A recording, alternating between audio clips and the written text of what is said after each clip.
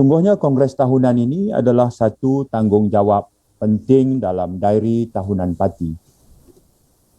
Dan seperti yang disebut dalam mukadimah pengurusi tetap dan ucapan aluan pengarah Kongres sebentar tadi, Kongres ini unik kerana kita langsungkan secara maya. Dan ini adalah julung-julung kalinya kita melalui pengalaman ini. Pimpinan, perwakilan dan pemerhati, paling akhir kita berkumpul secara fizikal ialah di Melaka pada Disember 2019. Itu adalah Kongres tahunan 2019. Sekarang tahun 2021, tetapi Kongres ini adalah Kongres tahun 2020.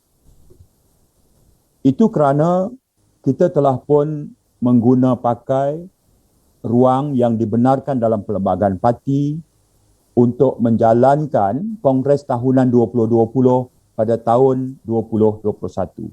Ini sesuai dengan perkara 18.1 dalam Perlembagaan Parti.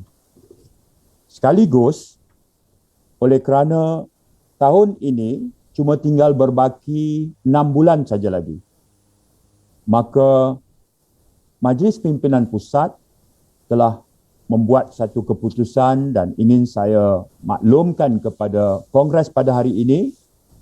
Kongres tahunan 2021 akan kita bawa pada tahun 2022 dan akan kita sekalikan dengan Kongres tahunan 2022.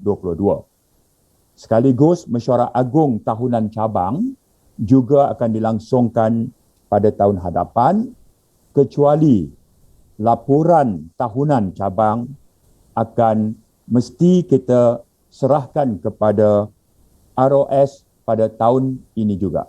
Itu insya-Allah Ibu Pejabat akan dari masa ke semasa akan memberikan perkeliling arahan.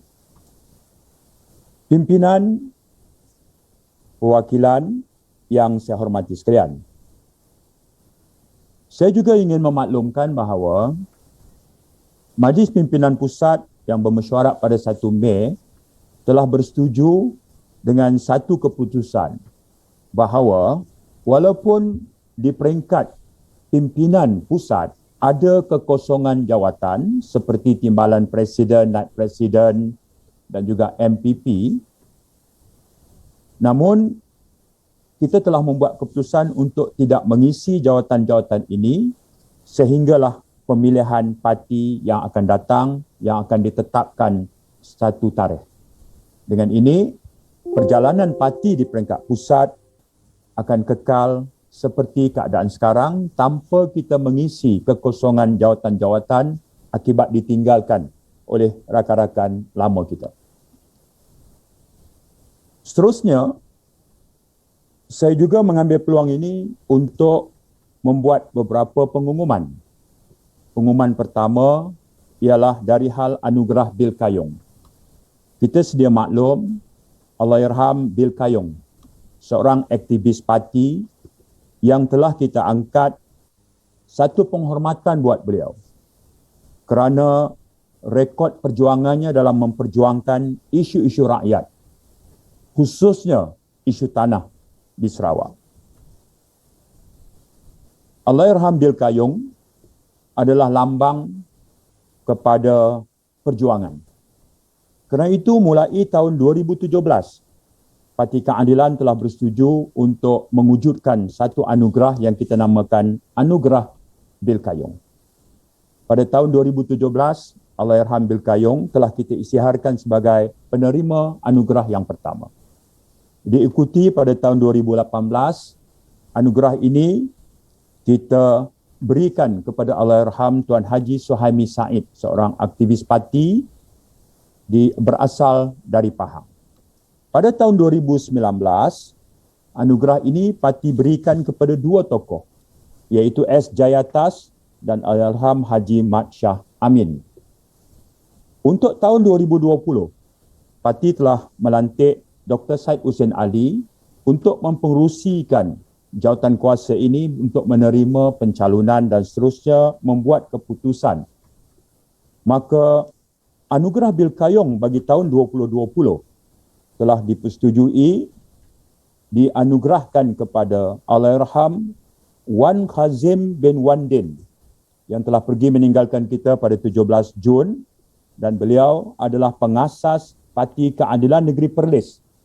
Jawatan terakhirnya adalah Ketua Penerangan Padang Besar dan Ketua Penerangan Keadilan Negeri Perlis. Penerima kedua ialah Allahyarham Tuan Haji Abdul Halim Muhammad Dawam yang meninggalkan kita pada 14 Mac 2021, dan jawatan terakhirnya adalah Ketua Cabang Keadilan Pasir Gudang dan di antara aktivis awal parti yang mengasaskan keadilan di negeri Johor. Manakala penerima yang ketiga ialah mendiang Cikgu Lee Kim Shin yang meninggalkan kita pada 11 Mei 2021, dan beliau pernah menjadi ahli Dewan Undangan Negeri kawasan Kajang. Dengan ini, saya mengumumkan ketiga-tiga mereka yang saya sebutkan nama tadi sebagai penerima anugerah Bil Kayong bagi tahun 2021.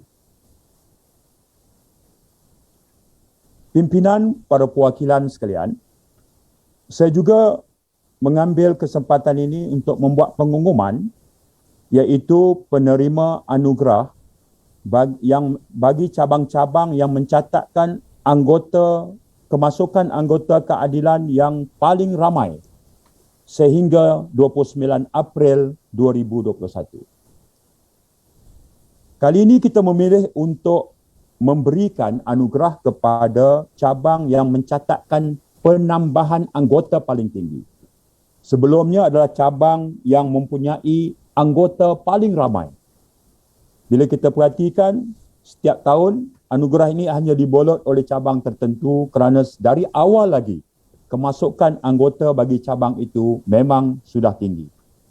Jadi sekarang kita berikan anugerah kepada cabang-cabang yang mencatat rekod kemasukan kebelakangan ini sebagai tertinggi sehingga 29 April 2021.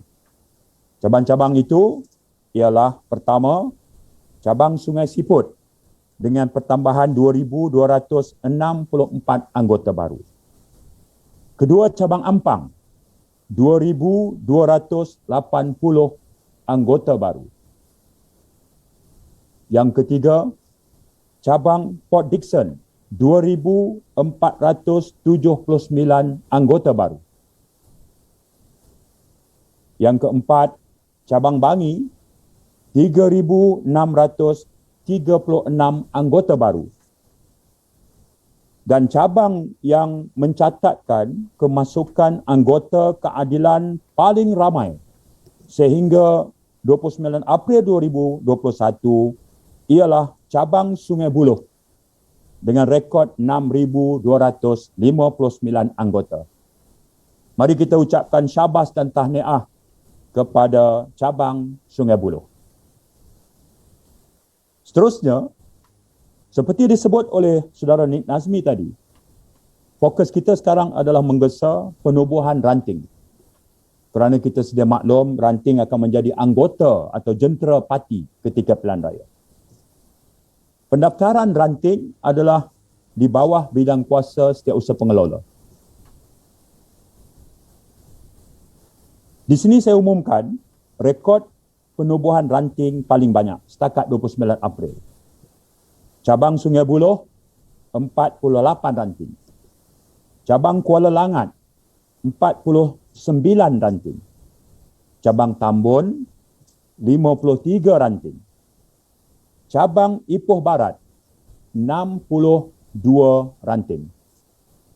Dan cabang yang mencatatkan pendaftaran ranting baru terbanyak sehingga 29 April ialah cabang Ampang dengan 102 ranting baru. Sekali lagi, kita hulurkan syabas dan tahniah kepada cabang Ampang. Pimpinan para perwakilan, hadirin hadirat,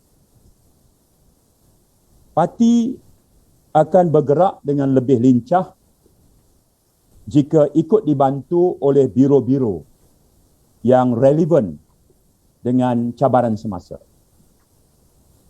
Untuk itu, Parti Keadilan tidak terkecuali. Saya ingin membuat pengumuman bahawa selain biro-biro yang sedia ada, MPP yang bermesyuarat pada 1 Mei 2021 telah bersetuju untuk menubuhkan semula Biro Pemahaman dan Pemantapan Agama, singkatannya BIPA, mulai tahun ini. Dan biro ini akan diketuai oleh saudara Amidi Abdul Manan, ahli MPP yang tadinya memimpin doa juga. Semoga saudara Amidi dan jawatan kuasanya akan dapat menghidup dan menggerakkan BIPA ini dengan lebih rancak dan kemas, terutama dalam cabaran semasa di mana kita perlu menjawab dan memberikan alternatif kepada banyak isu. Semalam misalnya Presiden PAS sempat lagi menyebut hati-hati dengan musuh agama dan seumpamanya. Dan ini memerlukan penjelasan yang lebih tuntas, terutama mewakili pendirian parti. Biro yang kedua yang telah kita persetujui kewujudannya ialah Biro Orang Kelainan Upaya atau Biro Orang Kurang Upaya. Ini menjadikan Parti Keadilan antara parti yang terawal dalam menubuhkan biro yang memberi platform kepada kalangan rakan-rakan kita dari orang kurang upaya atau orang kelainan upaya. Dan MPP telah bersetuju bahawa penubuhan biro ini diketuai oleh saudara Asaya, anak lelaki Yakob. Saudara Asaya, anak lelaki Yakob, adalah anggota cabang Batu. Hari ini beliau hadir sebagai perwakilan. Saya ucapkan selamat bertugas kepada saudara Asaya dan jawatan kuasanya untuk menggerakkan Biro Orang Kurang Upaya ini.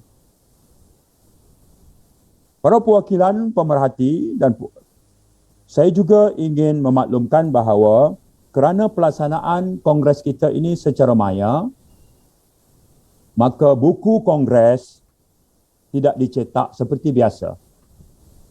Kerana itu, ianya ingin saya maklumkan, boleh sahaja kita layari di laman website partikeadilanrakyat.org melalui pautan Kongres Nasional Keadilan ke-15. Mulai semalam lagi, semakkan akses itu telah pun dapat dicapai oleh para perwakilan. Saudara pengurusi tetap, sebelum mengakhiri ucapan aluan ini, ingin saya ungkapkan bahawa satu dunia sedang diancam pandemik COVID.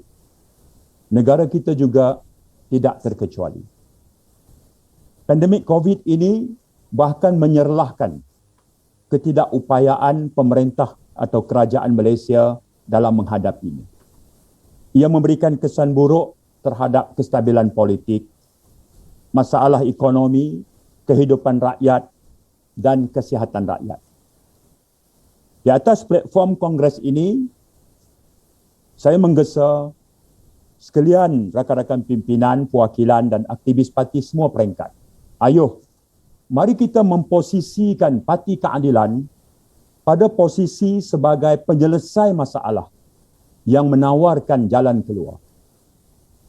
Kita perlu memberikan dokongan kepada Presiden dan sekalian sah pimpinan di semua peringkat untuk tampil sebagai pemimpin yang mampu menawarkan penyelesaian masalah sekarang. Kita mesti menjadi problem solver. Dalam suasana krisis, rakyat memerlukan penyelesai masalah.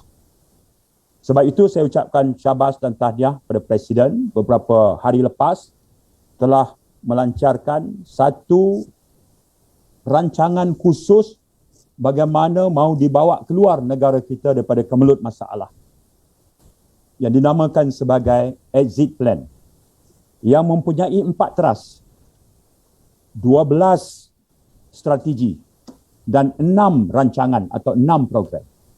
Saya menggesa seluruh pimpinan membaca dan meneliti.